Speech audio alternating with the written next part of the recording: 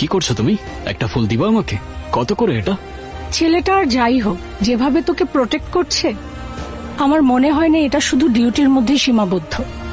কারো প্রতি কারো মায়া না থাকলে কেউ নিজের জীবন বাজি রেখে কাউকে এভাবে বাঁচায় বল? নাও, এটা তোমার জন্য।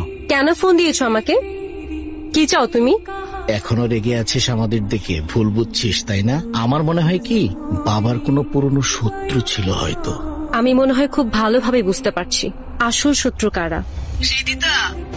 মা, তুই বাড়ি ফিরে আয়। ঠিক আছে, আমি আসতেছি। এই তো আমার বোন চলে এসেছে। তুই শুধু শুধু কিন্তু ভয় পাচ্ছিস। তোর বাবা তো তোকে বাইরে সেটেল করে দিয়ে গেছে। কিছুদিন আগে বললে হয়তো খুশি খুশি সবকিছু লিখে দিতাম। সেদিন রাতের পর তোমাদের সম্পর্কে আমার ধারণা বদলে গেছে। আমি সাইন করব না। ভালোই ভালোই সাইন না করলে কিভাবে করাতে হয় সেটা আমার ভালোই জানা আছে। আর এক পাও সামনে না। কত টাকা দিয়েছে তোকে? দ্বিগুণ দিব। সরে যা এখান থেকে। তুই হয়তো টাকা দিয়ে দুনিয়ার সবকিছু কিনতে পারবি, কিন্তু বিশ্বস্ততা না।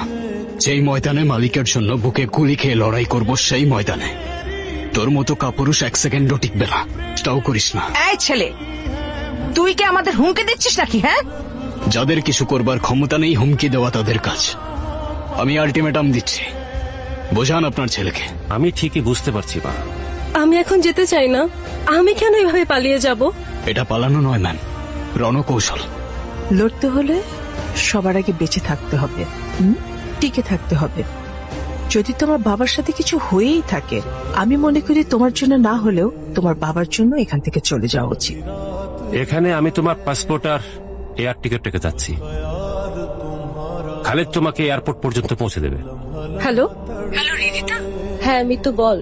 এখনই তুই রেস্টুরেন্টের সামনে চলে আয়, বুঝছিস? তোর বাবার মৃত্যুর ব্যাপারে আমি অনেক বড় একটা ইনফরমেশন পেয়েছি। কি কি বলছিস তুই? তুই একা আসবি, কাউকে বিশ্বাস করা যায় না, এমনকি তোর বডিগার্ড কেউ না। আমি তো এখানেই আসছি। তুই কি স্পটে চলে আসছিস? হ্যাঁ আমি স্পটে আছি। তুই কোথায়? আমি আমি আছি। Hello hello hello